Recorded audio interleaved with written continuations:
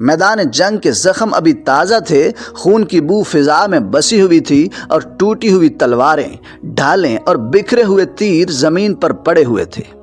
مسلمان سپاہی اپنی فتح پر شکر ادا کر رہے تھے، لیکن ان کے درمیان قیدیوں کا ایک گروہ بھی لایا گیا۔ یہ قیدی زخمی اور نڈھال تھے، کچھ کے سر پر پٹیاں بندھی تھیں، کچھ کے چہروں پر خاک اور خون جمی ہوئی تھی۔ ان میں ایک قیدی سب سے الگ نظر آ رہا تھا۔ وہ زمین پر نیم بے ہوش پڑا تھا، اس کا جسم پسینے اور خون میں بھیگا ہوا تھا، ہونٹ خشک تھے اور سانسیں ٹوٹتی ہوئی لگ رہی تھیں۔ سپاہی ایک دوسرے کو دیکھ کر سرگوشیاں کرنے لگے کہ یہ زیادہ دیر زندہ نہیں بچے گا، لیکن وہ قیدی بار بار کانپتے ہاتھوں سے پانی کی طرف اشارہ کرتا اور ہونٹوں کو زبان سے تر کرنے کی ناکام کوشش کرتا۔ کچھ سپاہیوں نے کہا، یہ دشمن ہے، کل تک ہماری گردنیں کاٹنے آیا تھا، اس پر رحم کیوں کیا جائے؟ دوسرے بولے، یہ تو ویسے بھی آخری سانسیں لے رہا ہے، اس پر پانی ضائع کرنے کا کیا فائدہ؟ مگر حیرت کی بات یہ تھی کہ اس قیدی کی آنکھوں میں ایک عجب تڑپ تھی، جیسے وہ زندگی سے زیادہ کسی امانت، کسی امید کے لیے لپک رہا ہو۔ اس کے لرزتے ہونٹ بار بار پھٹے ہوئے گلے سے آواز نکالنے کی کوشش کرتے، پانی، پانی، مگر آواز اتنی مدھم تھی کہ شاید قریب کھڑے سپاہی بھی مشکل سے سن پاتے۔ لشکر میں ایک عجیب کیفیت پھیل گئی۔ کچھ سپاہی قہقہ لگا کر آگے بڑھ گئے، کچھ نے سرد نظری سے دیکھا اور کہا، مرنے والے کو پانی دے کر کیا ہوگا؟ لیکن چند جوانوں کے دل کانپ گئے۔ انہوں نے آہستہ سے کہا، یہ بھی انسان ہے، اس کی حالت دیکھی نہیں جاتی۔ رات کا اندھیرا گہرا ہوتا گیا، خیموں کے باہر مشعلیں جل رہی تھیں۔ سپاہی اپنے خیموں میں جا کر سونے لگے، لیکن وہ قیدی اب بھی زمین پر پڑا تڑپ رہا تھا۔ اس کی سانسیں کبھی تیز ہوتیں، کبھی رکنے لگتیں، آنکھیں کبھی کھلتیں اور کبھی بند ہوتیں۔ چاندنی اس کے زرد چہرے پر پڑ رہی تھی اور لگ رہا تھا جیسے موت اس پر سایہ ڈال چکی ہے۔ لیکن اس کی آنکھوں میں اب بھی ایک آخری خواہش زندہ تھی، صرف ایک گھونٹ پانی کی۔ لشکر میں سرگوشیاں بڑھتی جا رہی تھیں، کیا واقعی اسے پانی دینا چاہیے یا نہیں؟ کل جب صلاح الدین دیکھیں گے تو کیا فیصلہ کریں گے؟ اور اسی سوال نے سب کے دلوں میں ایک عجب تجسس پیدا کر دیا تھا۔ صبح کے وقت جب سورج کی پہلی کرنیں خیموں اور ٹوٹے ہوئے میدان پر پھیلیں تو ہر طرف تھکن اور سکوت چھایا ہوا تھا۔ سپاہی اپنے زخم سہلا رہے تھے اور کچھ اگلے سفر کی تیاری میں لگے تھے۔ قیدیوں کی ایک لمبی صف زمین پر پڑی تھی، جن میں ایک شخص سب کی توجہ کا مرکز بنا ہوا تھا۔ اس کی سانسیں بے ترتیب تھیں، ہونٹ سوکھے ہوئے تھے، چہرہ پیلا پڑ چکا تھا اور وہ بار بار لرزتی آواز میں ایک ہی فریاد دہراتا، پانی، پانی۔ کبھی ہاتھ اٹھاتا اور پھر بے دم ہو کر گر جاتا۔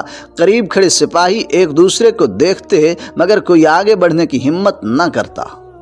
کچھ سخت دل یہ کہہ کر ہٹ جاتے کہ یہ دشمن ہے، اس پر رحم کیوں کیا جائے، جبکہ کچھ نرم دل سپاہی افسردہ ہو کر سر جھکا لیتے اور آہستہ کہتے کہ پانی دینا تو انسانیت ہے، چاہے وہ دشمن ہی کیوں نہ ہو۔ قیدی کی کراہیں سن کر خیموں میں بھی سرگوشیاں پھیلنے لگیں۔ ہر کوئی حیران تھا کہ ایسے وقت میں کیا کیا جائے۔ آخر خبر سلطان صلاح الدین تک جا پہنچی۔ انہوں نے سپاہیوں کو بلایا اور حکم دیا، اس قیدی کو میرے سامنے لایا جائے۔ ان کے لہجے میں فیصلہ بھی تھا اور نرمی بھی، اور یہی وہ لمحہ تھا جس نے پورے لشکر کو چونکا دیا۔ سب سوچنے لگے کہ سلطان اب اس نیم مردہ دشمن کے ساتھ کیا سلوک کریں گے، کیونکہ جو فیصلہ اب ہوگا وہ صرف اس قیدی کی نہیں بلکہ آنے والے وقت کی کہانی کو بھی بدل دے گا۔ سلطان صلاح الدین ایوبی کے سامنے جب اس قیدی کو لایا گیا تو پورا لشکر دم سادے کھڑا تھا۔ وہ شخص نیم جان حالت میں زمین پر گرنے ہی والا تھا۔ اس کے لبوں پر بار بار ایک ہی التجا تھی، پانی، پانی۔ سلطان ان کی آنکھوں میں سختی نہیں بلکہ ایک عجیب سا سکون اور نرمی جھلک رہی تھی۔ انہوں نے سپاہیوں کو اشارہ کیا اور فرمایا، پانی لاؤ۔ ایک مشکیزہ فوراً لایا گیا۔ سب یہ دیکھنے کو بے چین تھے کہ اب کیا ہوتا ہے۔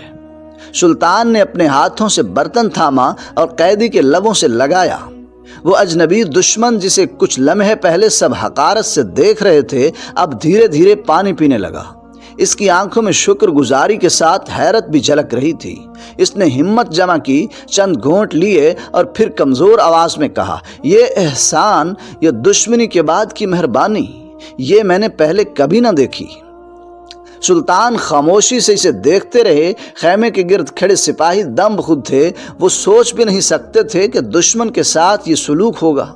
قیدی کے لبوں سے کچھ الفاظ ٹوٹے پھوٹے انداز میں نکلے۔ میں نے بہت حکمران دیکھے ہیں لیکن کسی کے چہرے پر ایسی روشنی نہیں دیکھی، کوئی ایسا رحم دل نہیں دیکھا۔ اگر یہ دین ہے، اگر یہ تمہاری تعلیم ہے تو پھر یہ سچ ہے۔